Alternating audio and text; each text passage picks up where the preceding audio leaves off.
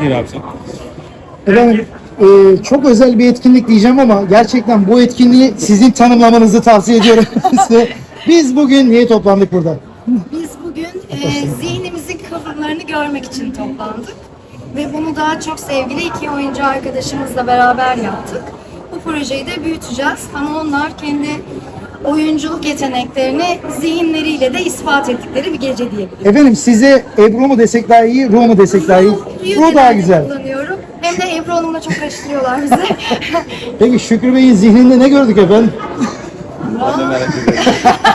Tam olarak ne gördün? Tam olarak arkada gördüğünüz listelerde aslında açıkladığımız şeyler var. Ya bu tabii ki bir performans iyidir, kötüdür gibi bir durum değildi.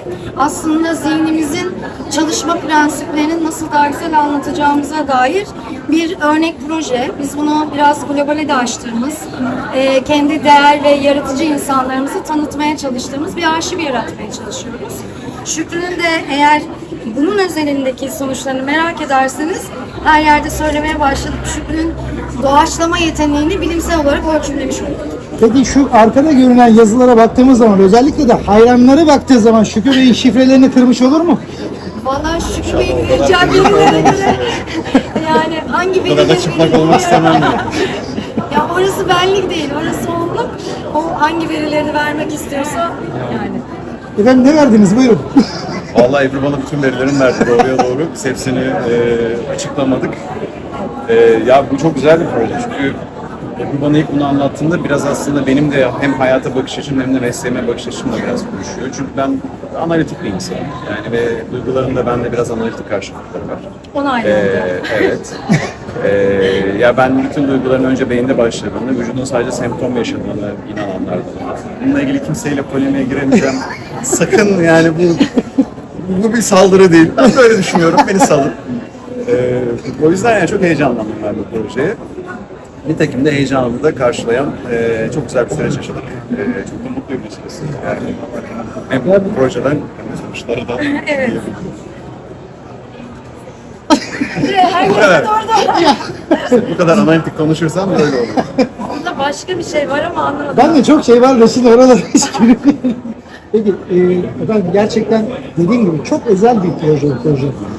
Hanımefendi biz mesela projeden istifade etmek istesek edebiliyor muyuz? Bunu çok merak edecek Şükrü Bey'in O hayranları. cihazı kafasına takabiliyor muyum diye soruyorum size.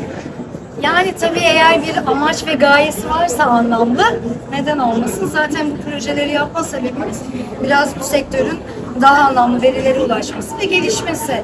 O yüzden ben hiçbir raporu zaten kısıtlamadım. Aslında bu projeyi siz yeni gibi görüyorsunuz ama 6 yıl önce sanatın insan üzerindeki etkisini bilimsel olarak ilk onaylayan bir projenin sahibiyiz zaten. Biz biraz burada daha insan yapısını, zihin yapısına getirdik konuyu. O yüzden biz herkese açıyoruz zaten. Ve yakışıklılık şifreleri de var mıdır burada? Çok sıkıştırmaçlı sorular oldu ama. Yani biyolojik kayıtları biz yapmıyoruz. Onları zaten annesi babası yapmış diye düşünüyorum. Biz daha çok zihniyle. Onlar daha iyisini yapana kadar en iyisi bu o zaman.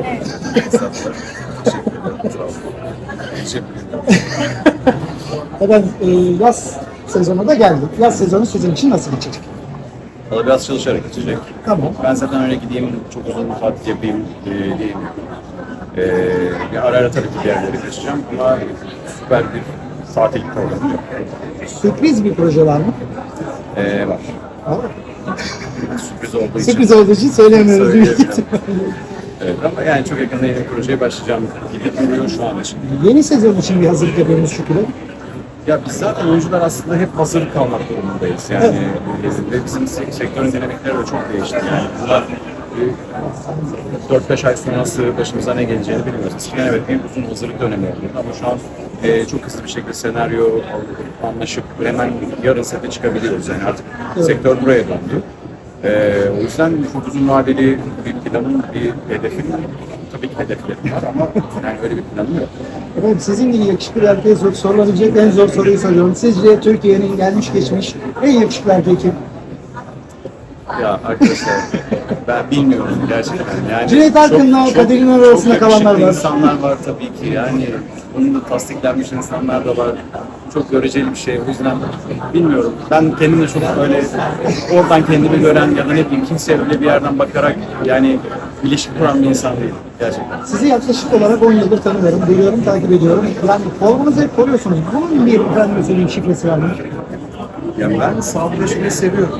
Yani zaten bununla ilgili çok da bir kriptolar yok. Yani ne sağlıklı ne sağlıksız hayatta biliyoruz. Ve ben genel olarak yani sağlık tarafında durmayı tercih ediyorum. Her zaman burada oldum. Yani yarın öleceğimi bilsem gene burada olurum.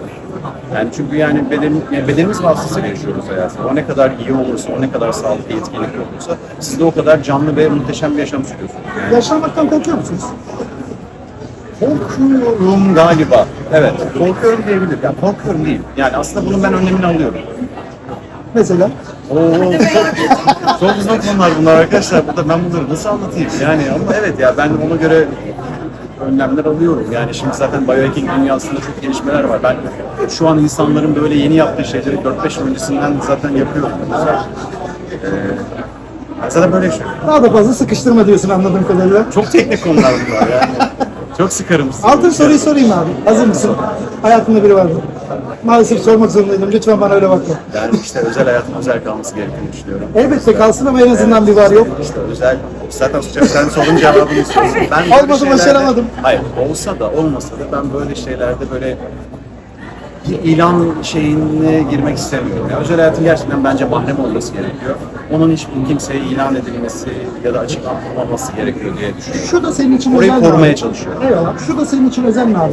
İdeal kadın, Şükrü Özyıldız için ideal kadın nasıl bir kadın? Kesinlikle seni gene alacağım. Ne yapacaksın? Kesinlikle seni Makineyi bana mı alacağım. takacaksın? Evet. Şöyle yapalım. Kesinlikle alacağım. Lütfen şu an al. Hemen al. Ben de yavaş yavaş tüyeyim şuraya Evet. doğru. Yani İdeal kadın diyorduk. Lütfen girmeyelim. Ya yok hiç beni böyle açıklamalara sokmayın arkadaşlar gerçekten. Teşekkür ederim. teşekkür ederim. Biz teşekkür ederiz. Ben. Çok sağ Çok sağ olasın. olun. Enerjin harika. Çok Teşekkür sağ ederim. olasın. Sizin de öyle arkadaşlar. Makineyi bekliyorum. Tamamdır. Kesinlikle Hemen, ben, hemen, ben evet hemen şu an tak. Ya bu son sorulardan sonra kesinlikle senin zihnini merak Hiçbir yazılı ediyorum. değil. Kolay gelsin. Teşekkür ederiz. Sağ olun. Teşekkürler. Kolay gelsin.